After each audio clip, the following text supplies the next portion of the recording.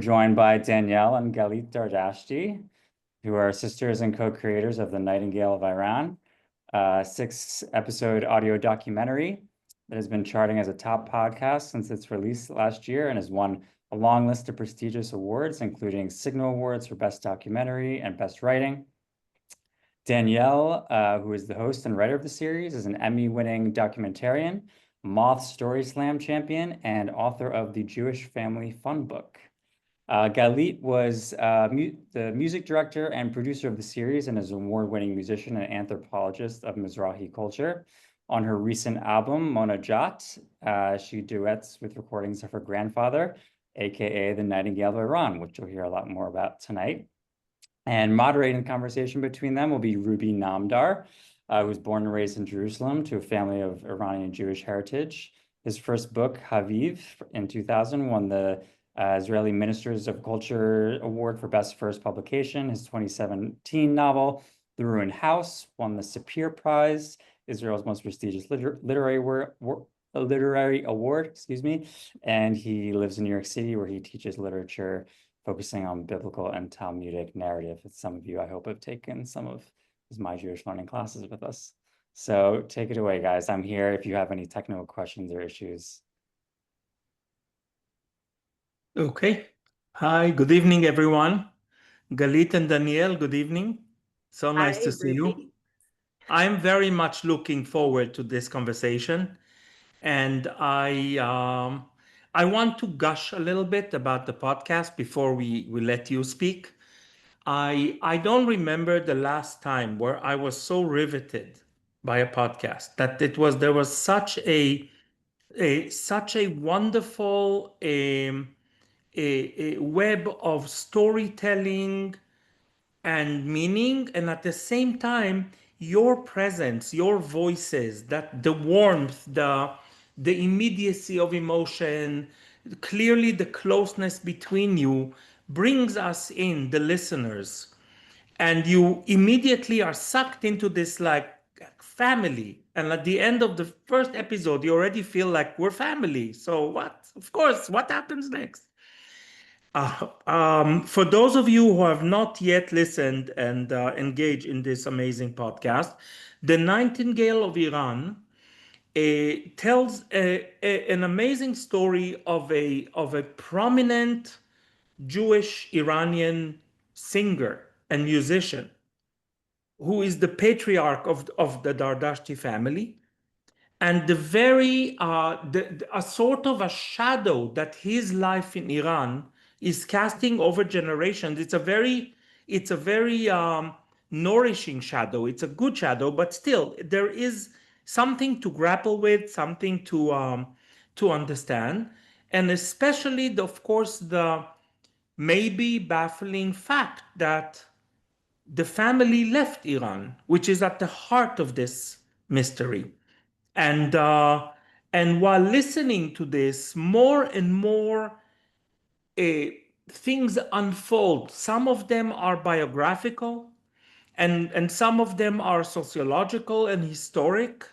So with every fold of this fabric, and it's really like this beautiful Persian embroidery, right? With all those details, with every fold of the fabrics, you feel that you know more and you want to know more. So I really urge everyone to listen to it. It's a 6 episode, right? And the time flies. Well, it's just wonderful, like a nightingale. So Thank you. before we even introduce each other and ourselves, I think we should have a taste of this wonderful thing. And I think we should listen to the trailer, so that'll bring us straight into the wonderful world of the Nightingale of Iran. So I'm going to share my screen. Give me Gabe, 1 second. you're a righteous man. Thank you. Let me know if you have trouble.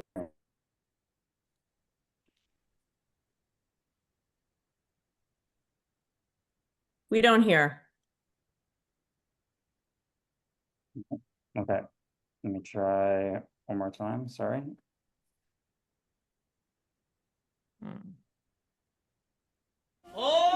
How about now? Once upon a time in Iran, it was a golden age, and my grandfather, a devout Jew, was a famous Iranian singer, a radio star. The power of his voice was so incredible that they had called him the Nightingale of Iran.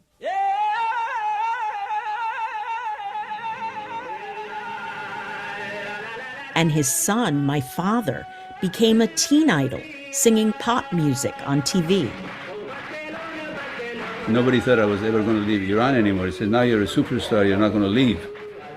But they did leave, gave up everything, and my grandfather was erased from Iranian history.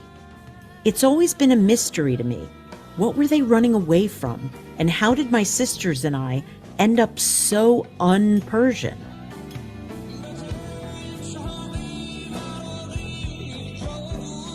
I'm Danielle Dardashti. I teamed up with my sister Galeet to find answers.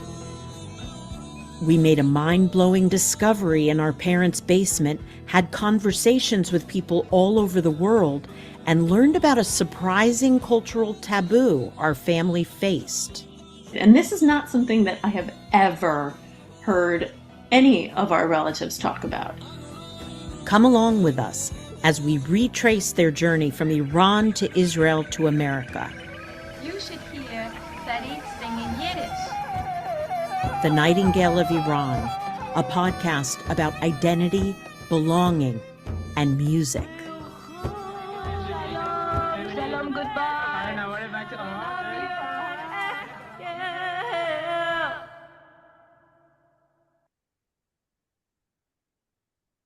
Wonderful.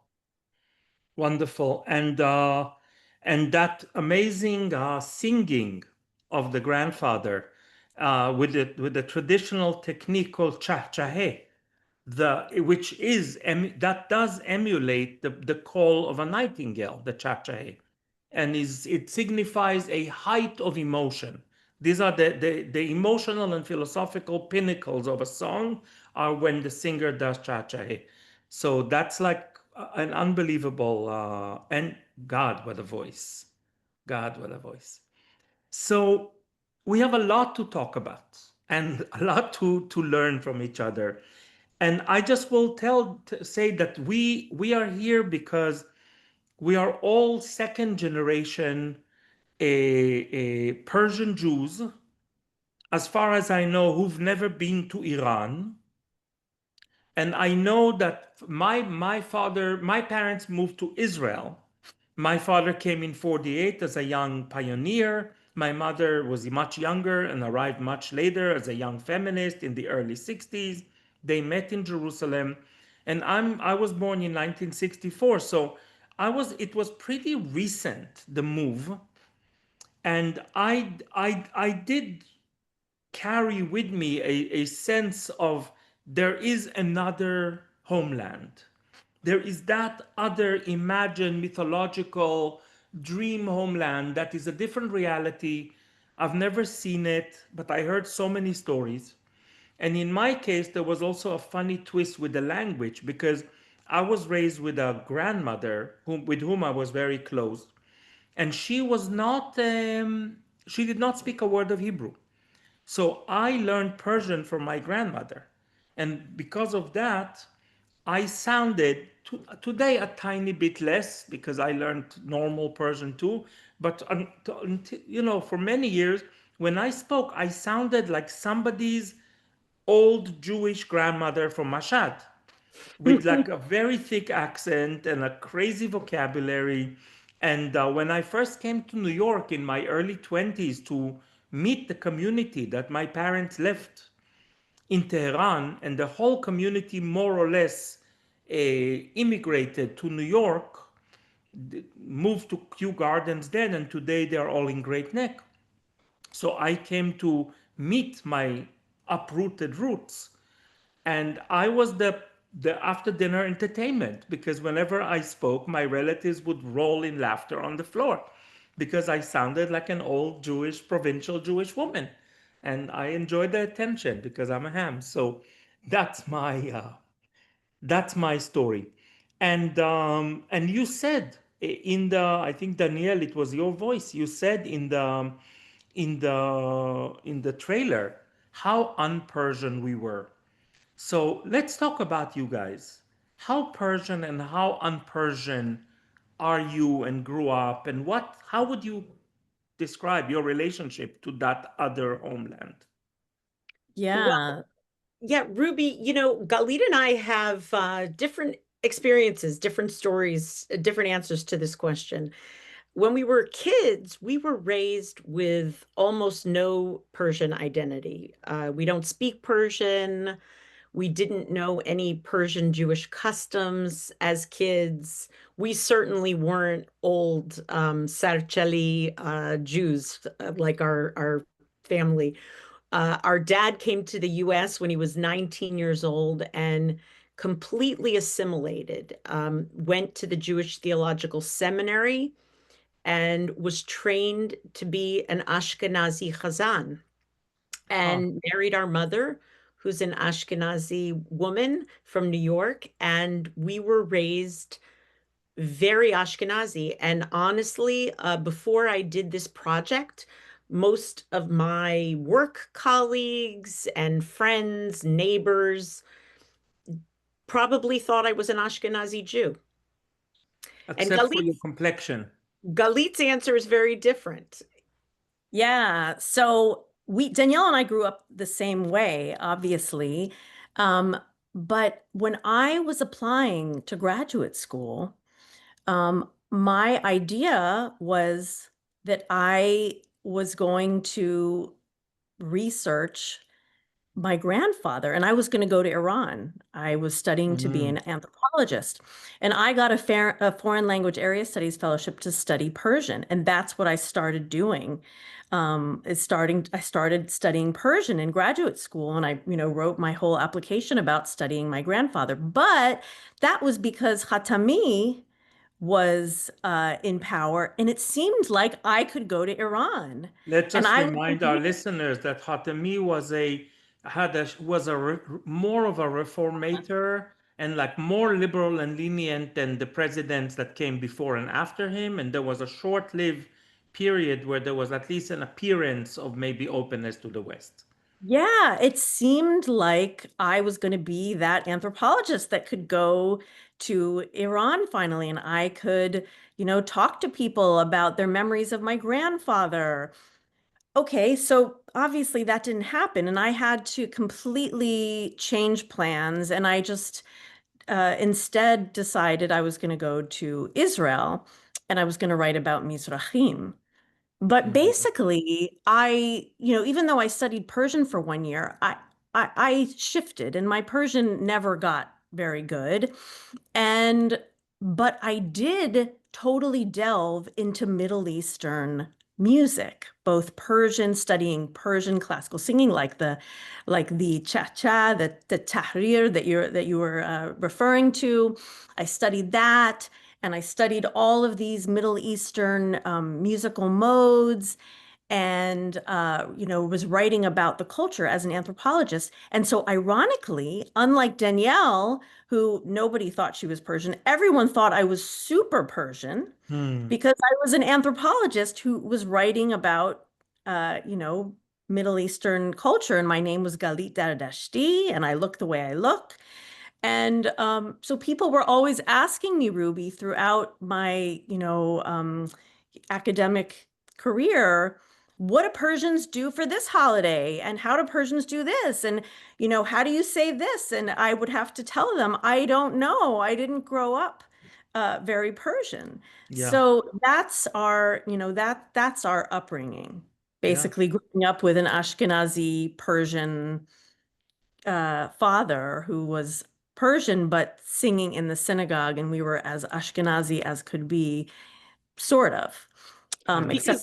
Because Galit learned about it in graduate school and then wrote about it. And so she knew it, but as an expert, not as a lived life experience. Yeah, so you basically had to go to an Ashkenazi Jewish institute to learn, to reconnect to your root.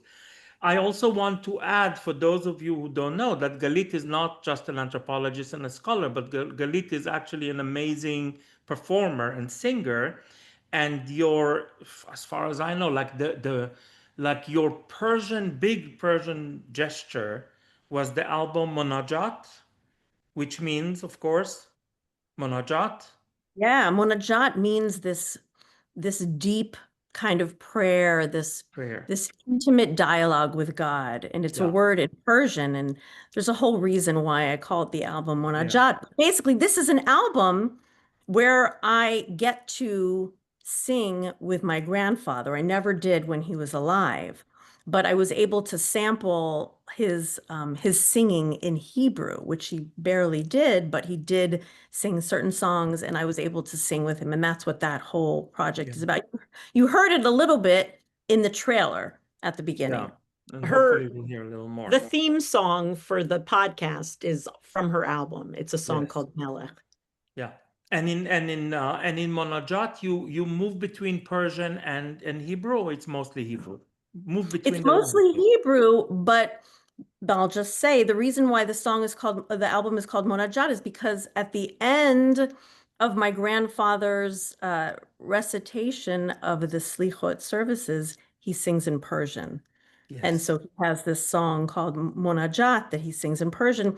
And so then I also added that piece and then another piece that I Yeah. composed in Persian. And also the Hebrew, the Nusach, the Hebrew liturgy that you sing is very Persian.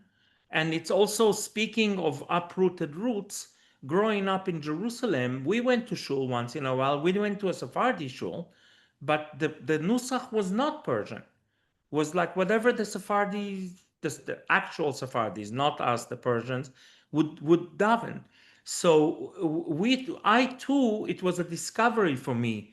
The deep nusach and monajat was for me a wonderful gift, because it really gave me some of my severed roots of liturgy that, it was always a ghost liturgy for me. I wasn't really raised with it. So thank you for that.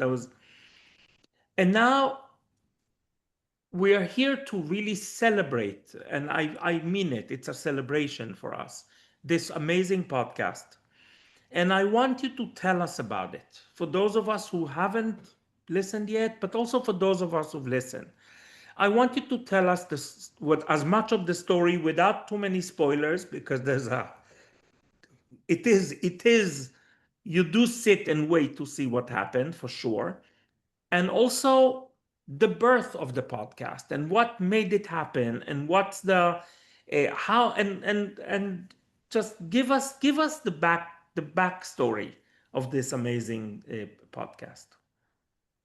So the podcast was really born out of questions that Galeet and I had about our family history, about why our family left Iran during what was the golden age for Jews in Iran in the 1950s and 60s, why they gave up their fame and signed up for these hard lives as immigrants, starting over in other countries when they had it so great in Iran. And our grandfather was the most famous singer in Iran, called the Nightingale of Iran. And our father was a teen idol in Iran at the time that he left. He had just gotten his own show on television in Tehran.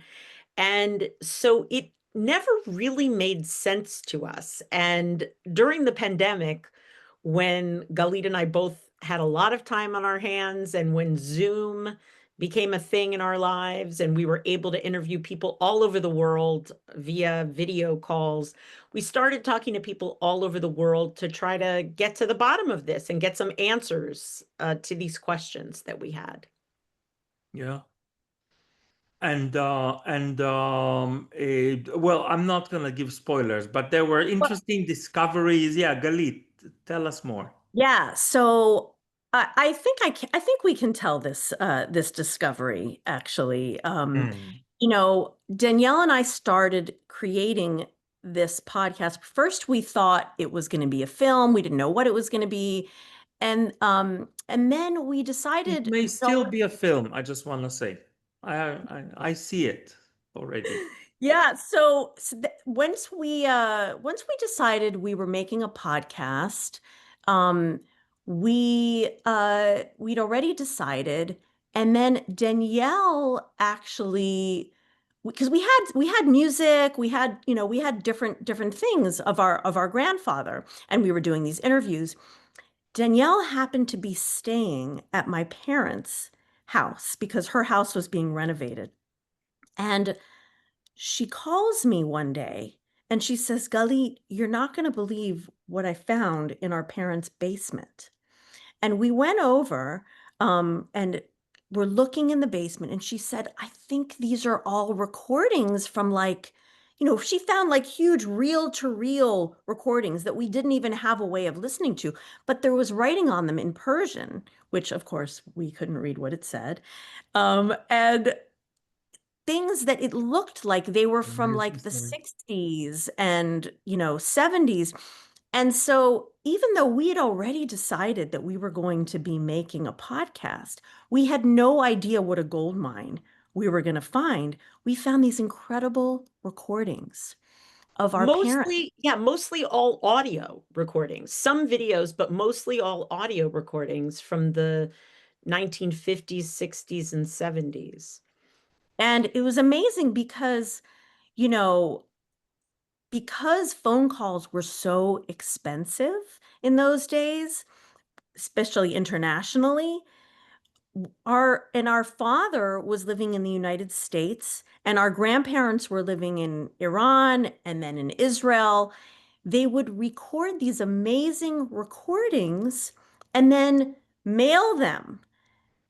So these were like these beautiful voice memos. And since our family were all singers and we all sing, Danielle and I used to perform professionally with our parents when we were kids. That's our love language, right? Music. So they would not only speak and talk to one another, but they would record these amazing songs that they would sing for each other. They would sometimes record the prayers of the holidays and send them to each There's other. like an entire Passover Seder in 1963 Wow. Tehran.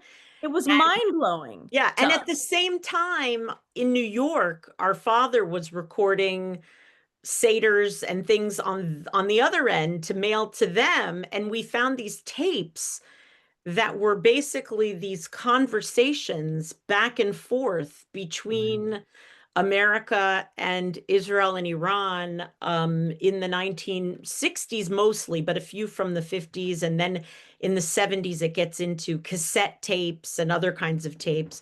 But in the 60s, these big reel-to-reel tapes that they were sending back and forth to each other. And not only in the mail, sometimes if they knew somebody was visiting America from Iran, that person would come and hand deliver a tape to the house. And some of these tapes went on, like there's several hours of tape. And they were recorded over several months where, they'd come on and say, hello, today is September 14th, 1963. And we're at and then a few days later, they'd come back on and tell some jokes or do something else. So it was Yeah. really an incredible gold I mine. mean, for us, especially since we've never been to Iran and to be able to find these recordings from Iran, it was just really just so emotional and so amazing, made this whole experience really, really powerful for us. And we were able to tell a story that we would not have been able to tell without these recordings. But I wonder if we should just jump into like maybe the first clip so Yeah, that I think we should. I think that's a perfect time to give them a taste of that. Yeah, the first clip is telling the story of a really transformational moment in our grandfather's life when he went from being an orphan who was raised in the Jewish ghetto to becoming the Nightingale of Iran. and this is the moment. So just to make sure, the Jewish Golden Age Singing in the Dark clip. Yes. Okay. Clip got it. number 1, yes. Give me 1 second.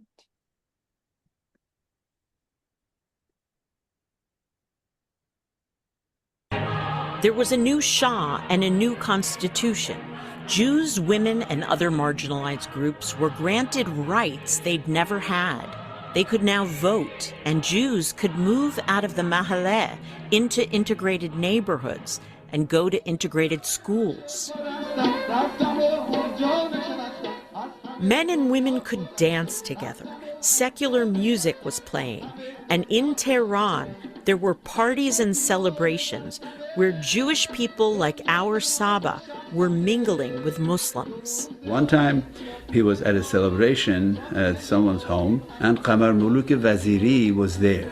Vaziri was the first female famous singer in Iran.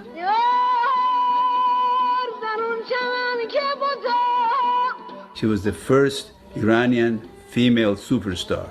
The scene plays out like a movie.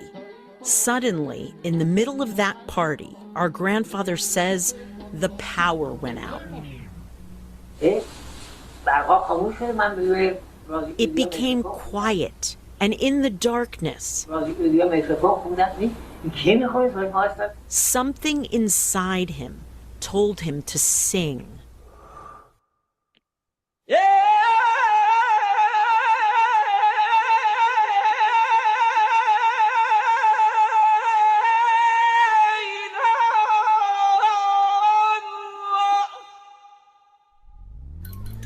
When the lights came back on, the famous singer Vaziri ran over to him. She just like, wow, what a voice. I get goosebumps when I talk about that. The story became famous in Iranian lore. Some say she kissed him on the mouth uncontrollably, but our family's version doesn't include that part. She walked over to him and says, "Who are you? Why haven't I ever heard you? You're magnificent."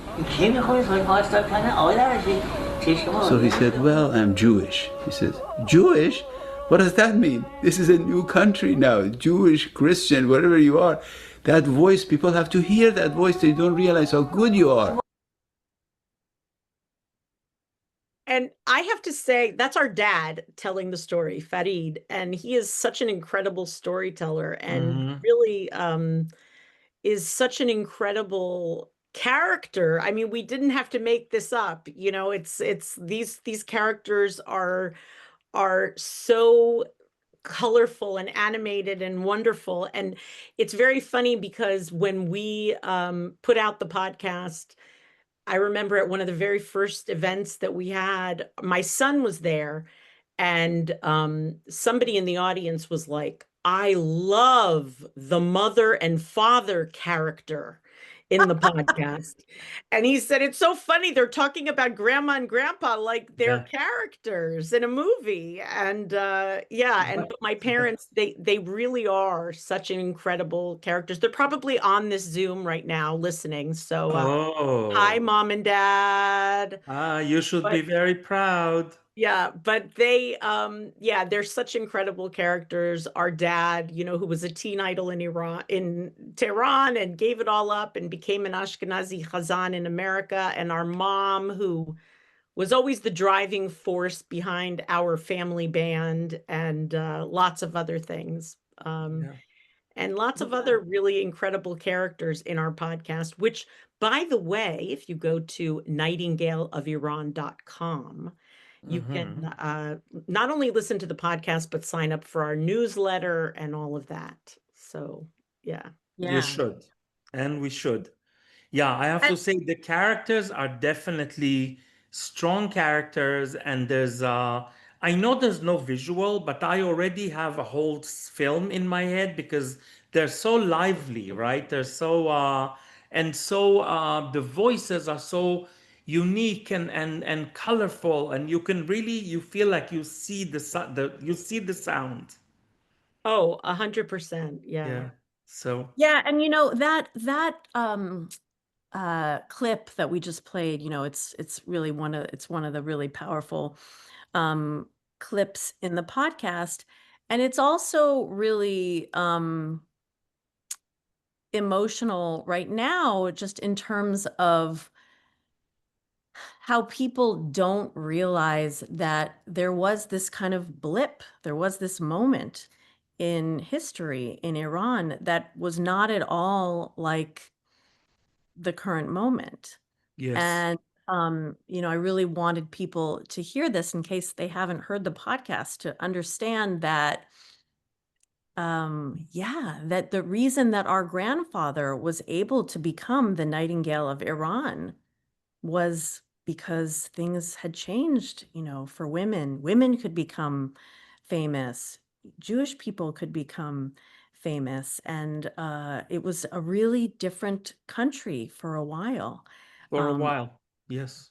until it wasn't.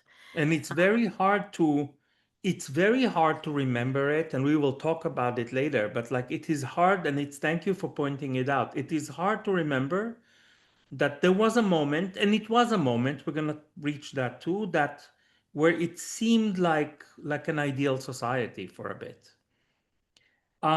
Speaking of this,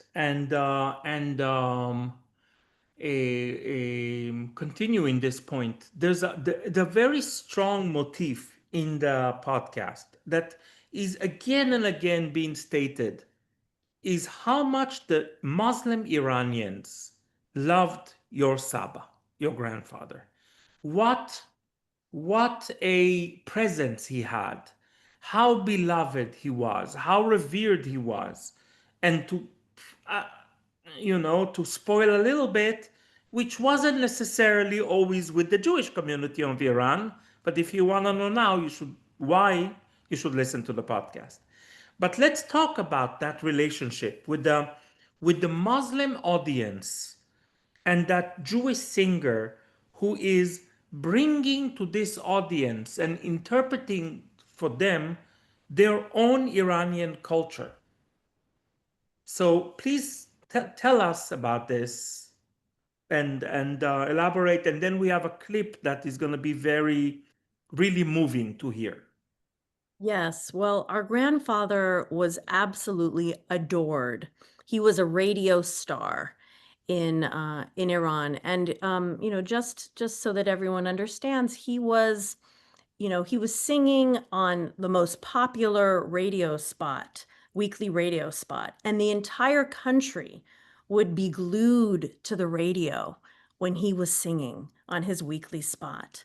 And Muslim there store owners would close the store so that everybody could listen to the show when it came on, and people would sit around their radios at home and make it a appointment listening, where the whole family, everybody needed to be quiet and listen because that show was on. Yeah, and people knew that he was Jewish, by the way. We've heard stories of, someone, a shop owner saying like, "Oh, well, I'm gonna, give you this thing," because they knew that the people were Jewish. "I'm gonna give you this thing because of Yunus Dardashti, because I love Yunus Dardashti and he's Jewish, and so I'm gonna give you a discount." Or, he was just so adored by by Muslims in Iran. And I'll just segue to the to the clip that we want to play, and tell you that this next clip is so it means a lot to us, because this character, named Habib Parto, is someone who by chance, I was able to connect us to. I met his son at one of my performances. His son came up to me at a performance I was doing in Manhattan, and he said, "My father was very, very good friends with your grandfather." And I said, "Really?" And he said, "Oh, yeah, yeah, yeah. They used to like hang out all the time." And he said, "Yeah, he was kind of a well-known wrestler in Iran."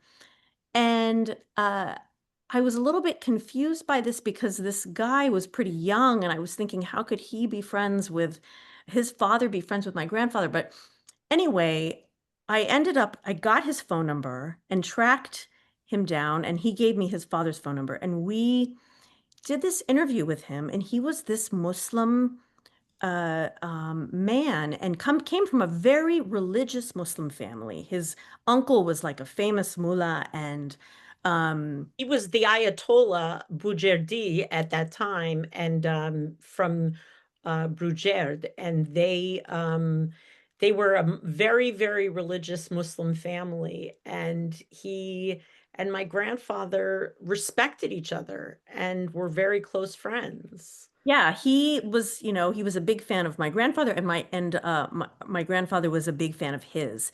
And so this next clip is of Habib Partot talking about his relationship, which we never heard about from our family, which we only learned about from Habib when we interviewed him. And this is a clip where he tells us about his relationship with our grandfather.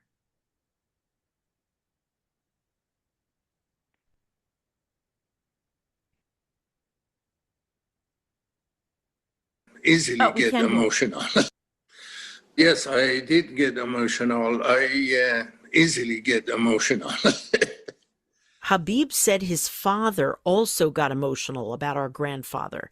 He told us about one time in particular when our grandfather was visiting their family's vacation house. One day we were sitting in one of the rooms. I was sitting next to Ustad Dardashti, and my father was across, and some of the other people were there. Back there, we sat on the floor and also ate in the floor. And they were bringing the food, bringing lunch. Then Ustad Dardashti whispered to me and said, boy, you told me your father loves music. What's his favorite daskar? I said, Abu Atta.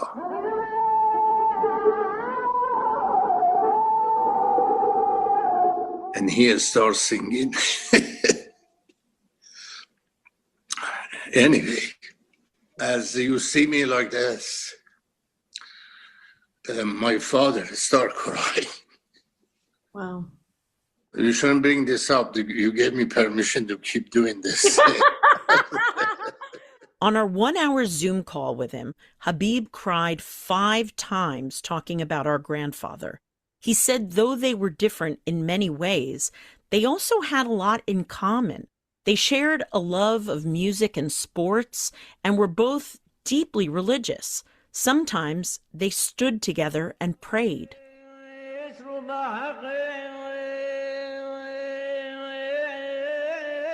In different languages, facing different directions. I stayed toward the south, which we prayed towards the Mecca. Our grandfather faced toward Jerusalem. And we prayed. And there was no question about it.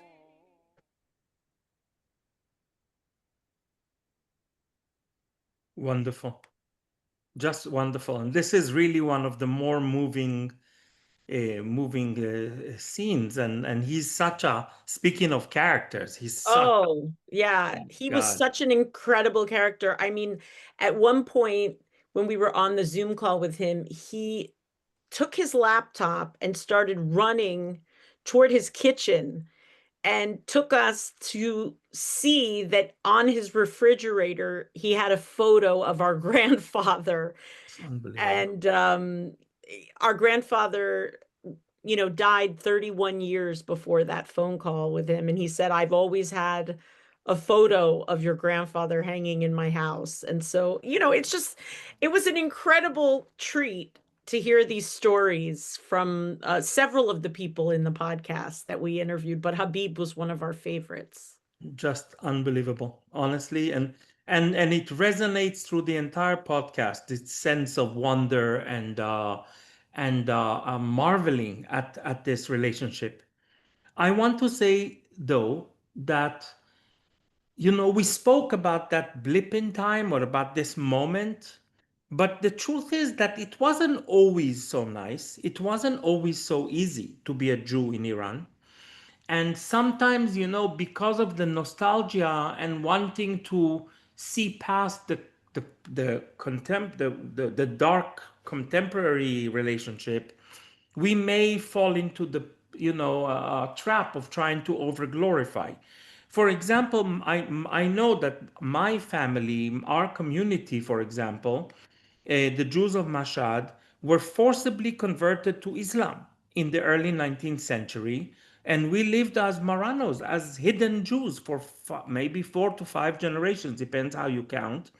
Very hostile environment. By the way, many of the mullahs, including Khamenei, that are ruling over Iran today, are from Mashhad. So you have to understand who we had to deal with, like who were our neighbors. And we, this is a story that my father told us every Seder, and we tell it every Seder, and it's a very strong part of our identity. The that it wasn't, that there was a struggle to remain Jewish. There was a struggle to maintain one dignity in a society that, until that short but very sweet golden era, was actually not so sweet. So Absolutely. tell us what you hear about this. Yeah, well, it's interesting because our father actually, he's such an optimist that his memories of Iran are that there wasn't anti-Semitism, and he doesn't, he remembers one story in his entire life. And so we actually didn't, Ruby, hear stories like this growing up. We did not. But the difference is that our father was born at a Yes. time when things had already become so much better in Iran, and he was living in Tehran. Now, his parents, his father came from Isfahan, where things were much more difficult for the Jews, and anti-Semitism was there was a much smaller Mhm. Jewish community. Papa And grew up in Tehran, not Isfahan, though. yes, I'm sorry. Our grandfather was born in Tehran, but his family was from Isfahan. Yeah. And our grandmother's family came from Hamadan, which is Shushan, where the Purim story takes place. And both of their families moved to Tehran because in Tehran, even though the Jews were living in a mahaleh, in a ghetto, it was a bigger community, and life was better in Tehran's mahaleh than in the mahaleh in the smaller towns in Isfahan Yeah. and Absolutely. Hamadan. Yeah. But, But even in Tehran, there are not that many, not that long ago, this whole concept of najes, Mhm. of, Please explain to yeah, our this concept of Ashkenazi friends. najes of Jews being impure, basically, and contaminated, such that if you went to a store and you were Jewish, you would not be allowed to hand something to the person that worked at the store. You would have to put it down, and then they would have to pick it up because you were contaminated, and there were all of these and rituals. sometimes they even had you put your money, your coins, into like a disinfectant, where then they would pick the money back up from the disinfectant, where you wouldn't hand them the money, you drop the money into like some kind of a container with alcohol. And the same concept of najes that Galeet is explaining is why all of the Jewish neighborhoods, the mahaleh, were on the lowest ground in each of these towns, so that the idea was when it rained, the runoff from everywhere else in town would go to the Jewish neighborhood and not the other way around, so that the contamination Mhm. from the Jewish neighborhood would not spill off into the other neighborhoods, into the Yeah. Muslim neighborhoods. Yeah. So yeah, even, and that was even when our when our grandfather and grandmother were first married, they were still living in the Mahalle before things changed and they moved into a neighborhood where our father and his siblings were born. Yeah. So there's yeah, so we have to remember this, and it's a very complex relationship. And I think we have a clip number 3 that is really elaborates on this a little. Can we listen to it? Do we have time, or should we skip it, Ruby? You know what? Maybe we should skip it. I Let think people. we can skip it and we can yeah, talk a little more and then maybe. Yeah, okay, open it to questions, no problem. So I do have to say that in spite of all this, I still feel that my parents' memories of Iran were not spoiled, and they always spoke about it with a certain love, yearning, and nostalgia, but it never occurred to them to go back and visit. And I think you have a similar story, right? Oh, well, I mean, I think my father was dying to go back to Iran. He did go back one time right before the revolution. He went back for a concert tour. I believe it was like the year before, like in 1978. He went back and did some concerts in Tehran and maybe even in a couple of other cities. Yeah, he was sure that he was going to Yeah, take us and that we were going to see Iran and, see where he grew up. But, after 79, there was just no way. It wasn't safe. he had no idea that that would be the last time he would go. And I don't think anybody had any idea. Our grandfather was commuting, was going back and forth between Tel Aviv and Tehran because he was living in Rishon LeZion in Israel and going back to Iran where his career was. It was like he was commuting for work up Yeah, until he never 70. thought, yeah, he never thought Yeah. that he would have to give up that audience that adored him. It seemed like he could have it all. He could live in Israel and he could go back to Israel and perform and, go back to Iran and perform and be a star there. So things changed dramatically like nobody could predict in 1979. Yeah, very dramatically. So we have a few questions, and the first question is like the $1 million question, and you may or may not choose to answer it because we want to leave something for the podcast. So if they were so successful and celebrities and integrated, and there was a golden age, so why on earth did they leave?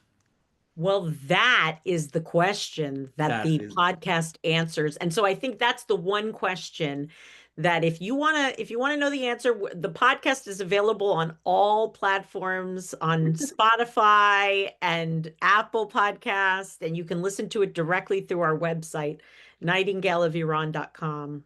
yeah.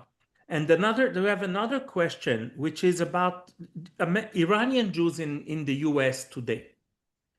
I mean, I don't know numbers, and I know what I know, but I know that we were not so prominent until recently, where suddenly the young generation made themselves present in many ways.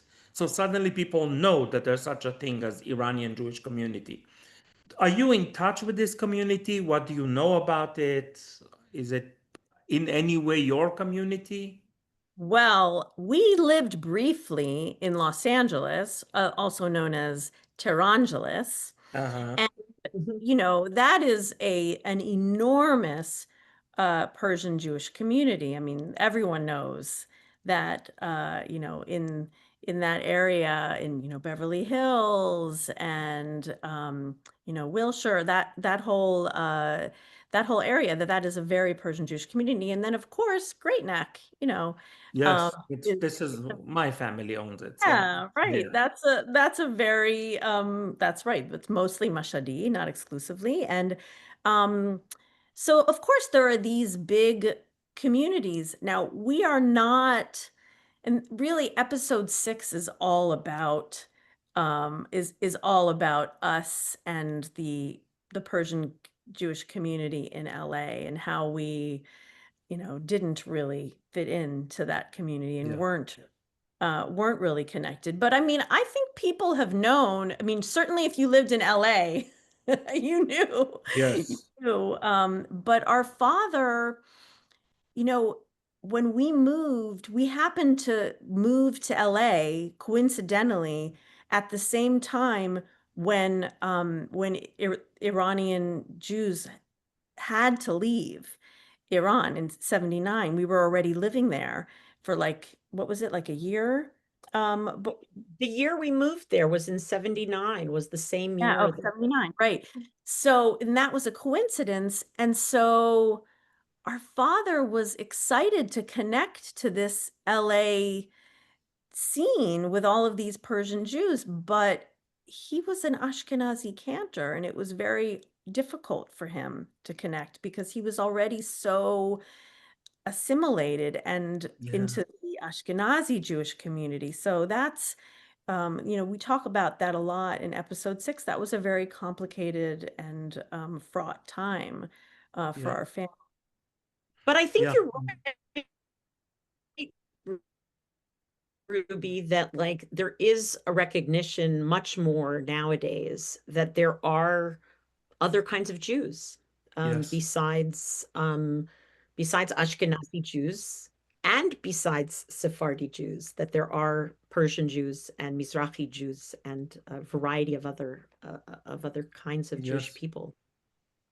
Yeah, and it's I feel it. I feel that ever-growing presence in the art, in academia, because first generation, you become the whatever lawyer, engineer, or doctor your parents want, but then new culture makers appear, and here we are. We have like 3 minutes, and I have a last question for you.